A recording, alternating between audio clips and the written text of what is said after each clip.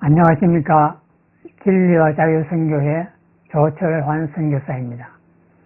저는 뉴질랜드에서 엘리사의 소리 자유 방송을 하고 있습니다. 오늘 엘리사의 소리 자유 방송 첫째 주제는 한국교회의 일어나라입니다.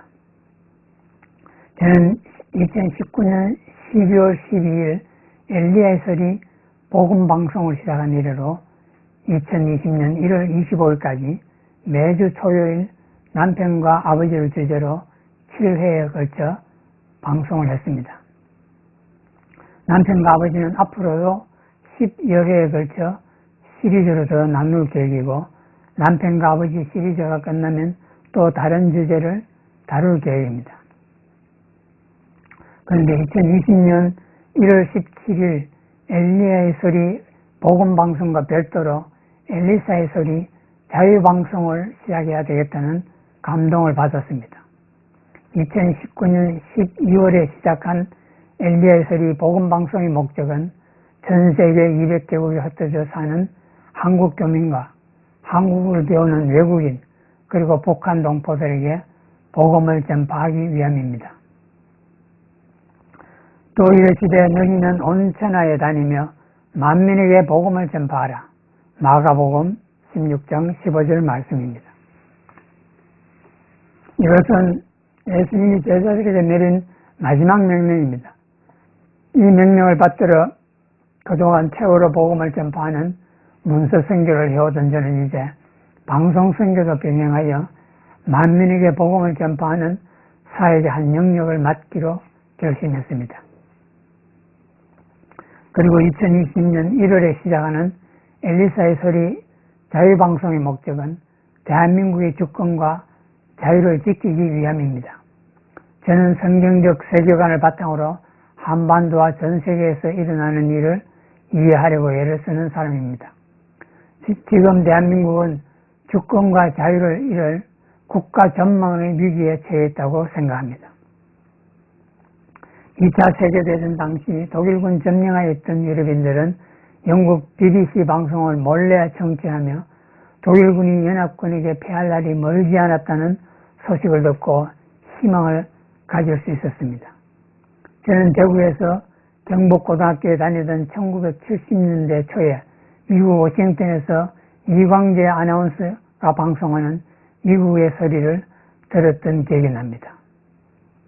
미국의 소리 보이스 오브 아메리카 방송은 나치의 거짓 선전 선동에 맞서 진실한 뉴스로 세계 각국 국민들에게 희망을 심어주기 위해 1942년 2월 1일 독일어로 첫 방송을 시작한 이래로 현재 40개 이상의 언어로 방송하고 있습니다. 한국어 방송은 1942년 8월 29일 당시 미국에서 독립운동을 하던 이승만이 67살의 나이에 시작했습니다. 미국 정부의 협조가 없으면 시작할 수 없었던 일인데 미국 사회에서 이승만의 높은 명망 때문에 가능했습니다. 이승만은 일본 내막기 Japan Inside Out, The Challenge of Today를 영문으로 써서 미국의 소리 한국어 방송을 시작하기 1년 전인 1941년 8월 1일 미국에서 출판했습니다. 그 책에서 이승만은 앞으로 일본이 반드시 미국을 공격할 것이라고 예견했습니다. 일본 내막기가 미국에서 처음 출간되었을 때 미국인들의 반응은 냉담했지만 그로부터 4개월 후인 그해 12월 7일 일본이 하와이 진주만을 기습 공격하자 미국 안에서 이승만의 명성은 하루아침에 달라졌습니다. 이승만은 미국의 소리 방송을 통해 조국 독립의 필요성을 역설하면서 전민족이 일치단결하여 일제와 싸울 것을 호소했습니다. 물론 그 당시 한국 땅에서 미국의 소리 단파 방송을 들을 수 있는 사람은 많지 않았습니다.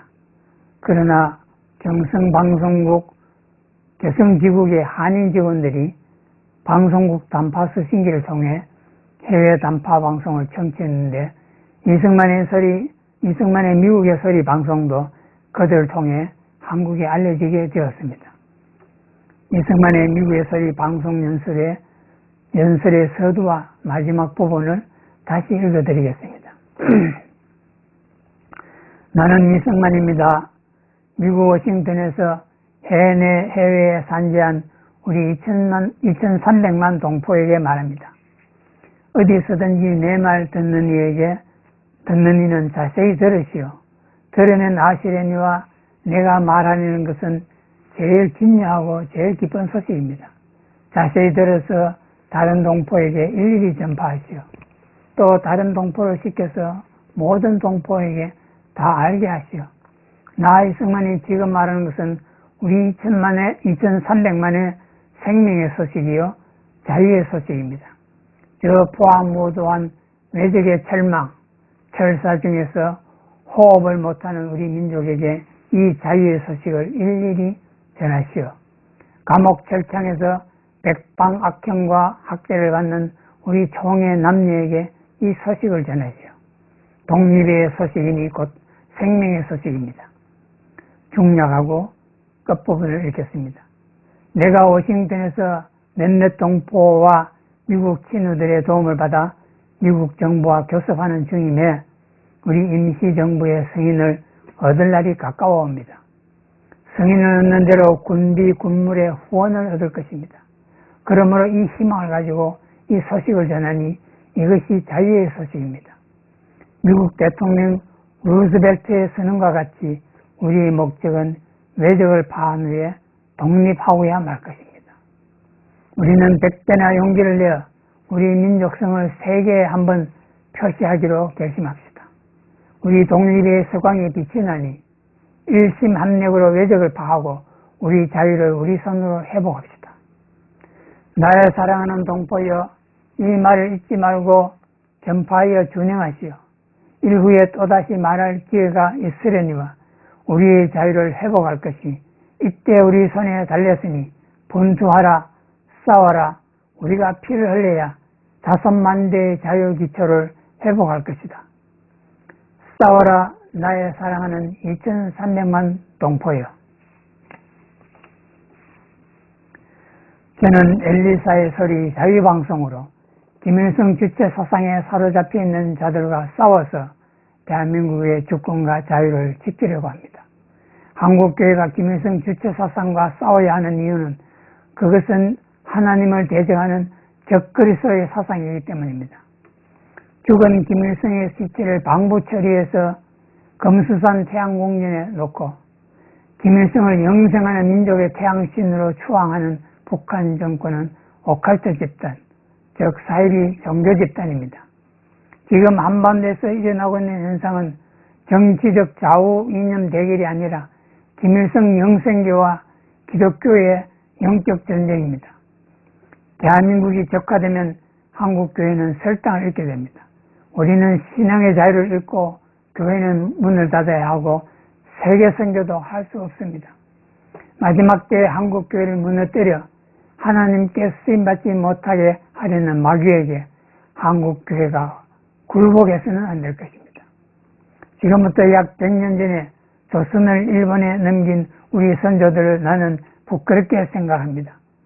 지금 한국교회가 침묵하며 나라가 망해가는 것을 방관하면 우리의 후손들은 우리를 무능하고 비겁한 세대로 영원히 기억할 것입니다. 이와 반대로 한국교회가 분명히 일어나서 주사파를 물리치고 대한민국의 주권과 자유를 지킨다면 나라도 흥왕하려니와 교회도 크게 부흥하여 수많은 영혼을 추수하게 될 것입니다. 지금은 한국교회가 피를 흘리는 한이 있더라도 싸워서 김일성 영생교를 무너뜨리고 어둠과 죽음의 그늘에 앉아있는 북한 동포들에게 진리의 빛을 비추기 위해 일어서야 할 때입니다. 이는 우리 하나님의 긍휼로 인함이라. 이로써 돋는 해가 위로부터 우리에게 임하여 어둠과 죽음의 그늘에 앉은 자에게 비치고 우리 발을 평강의 길로 인도하시리로다 하니라. 누가복음 1장 78절 79절 말씀입니다. 엘리사의 소리 자유방송 시청자 여러분, 다음 방송 주제는 적그리스도의 전형들입니다. 2020년 2월 1일 토요일 다시 뵙겠습니다. 감사합니다.